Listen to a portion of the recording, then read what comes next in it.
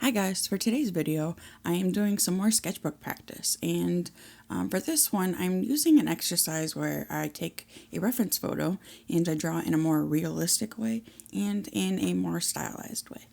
And for me, this is important because generally when I draw, I always tend to default to a more realistic version, and I'm trying to get away from that. Like, I enjoy the realism, but really what's pushing me is I want people to look at my art and know that it's mine, like recognize it immediately as mine. The same way you would look at like Chris Hong's art or Loish's art or even Aaron Blaze. Like when you look at their stuff, you know exactly who it is right away.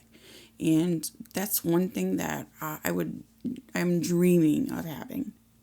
I was thinking that if I did the more realistic version, it would also kind of give me a little bit of like permission to not draw as realistic on the second try. And also, when I draw, normally I think of really cool stuff that I should have done too late in the sketch. You know what I mean? Like, it's too late to start over, but you see some really cool stuff that if you were going to draw it again, you would do it this way.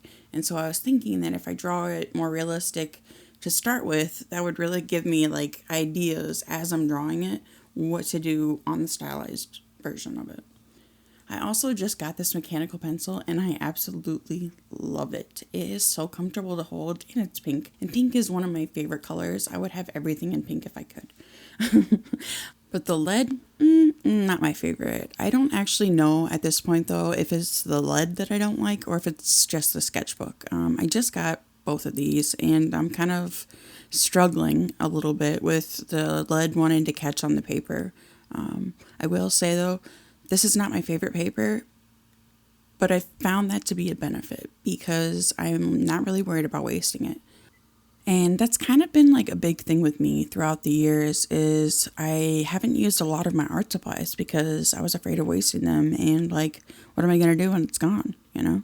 But I really don't have that issue with this paper. I really don't care about it, so I've been using it more and I think it's more of a benefit than anything.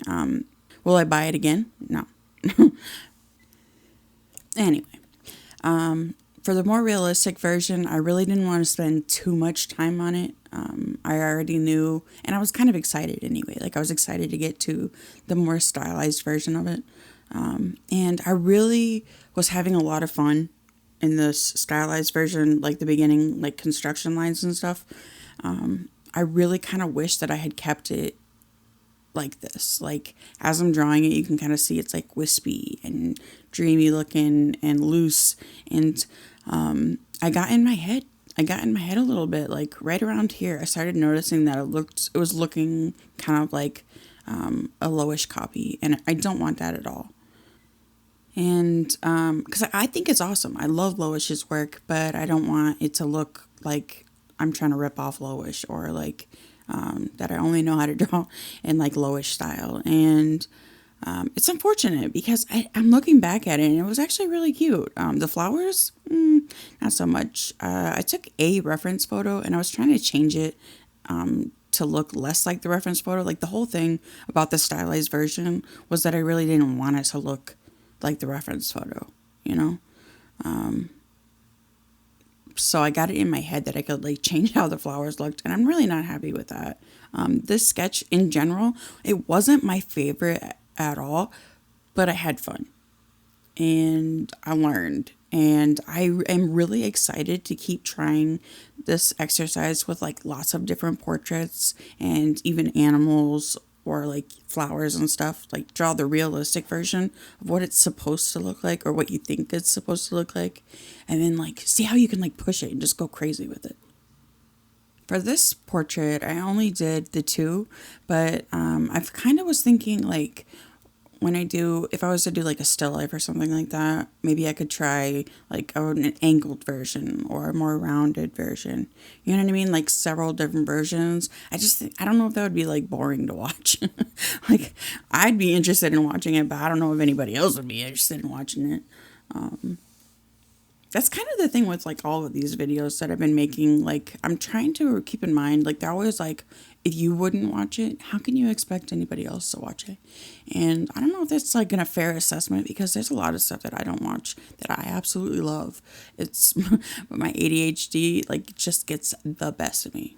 Oh, speaking of, I've learned something that is really helpful when I'm trying to do like drawing. Because normally, one of the things that like just drives me absolutely crazy is I'll be sitting here trying to draw, and something will pop in my brain, and I'll get up and walk off.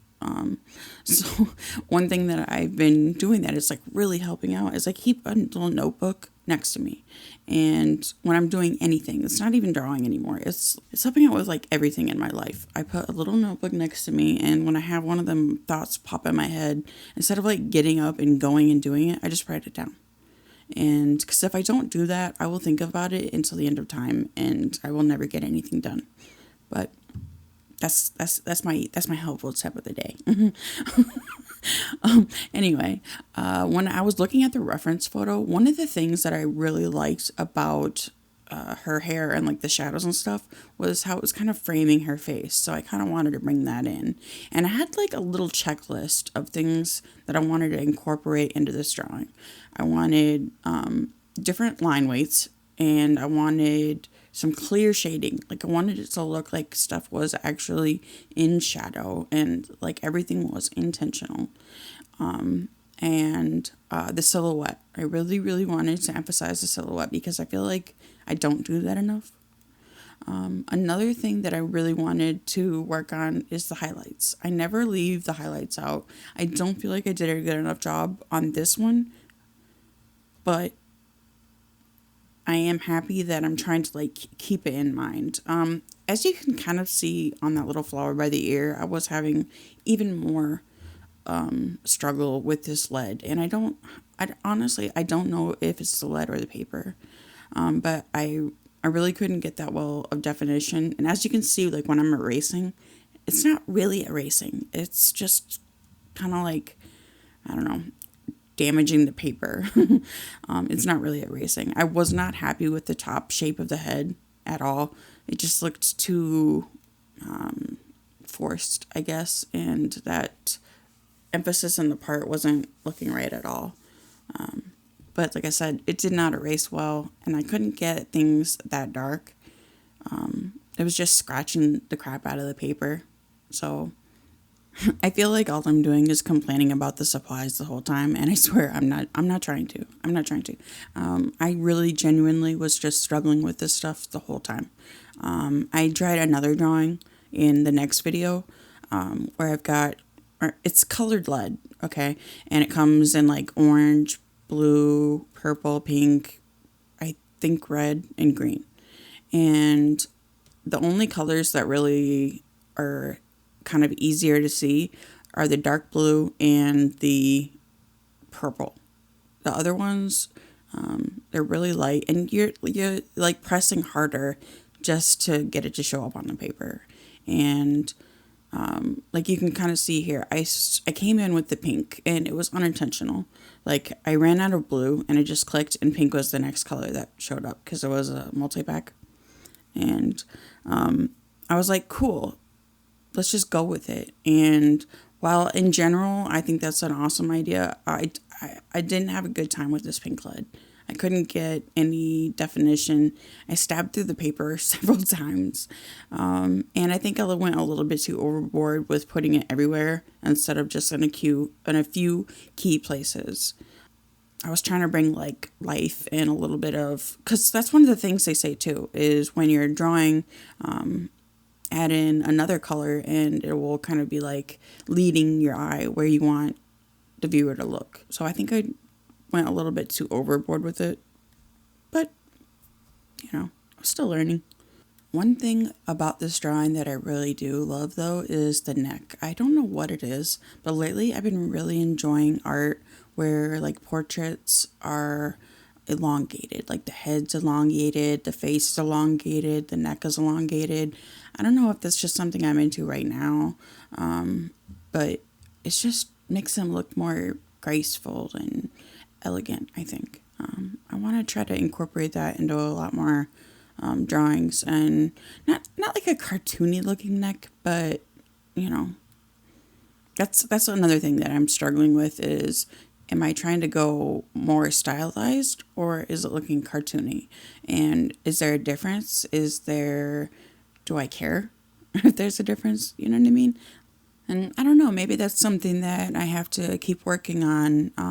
Try to find the healthy balance between, realistic and cartoony, or, as I'm trying to add realistic elements to a more cartoony look. And ultimately, I think only time is going to tell. I'd love to be able to look at these sketches like a year from now and kind of be able to see the difference. Like, I can't wait for that. Yeah, even fighting with the supplies, though, I had a lot of fun. I learned a lot. I cannot wait to keep trying this again, but with like so many different portraits. But that's it for today's video. I hope that you guys at least maybe got some value from this. I don't know. I really had fun making it. I hope you guys had fun watching it. I'll see you next time. Bye.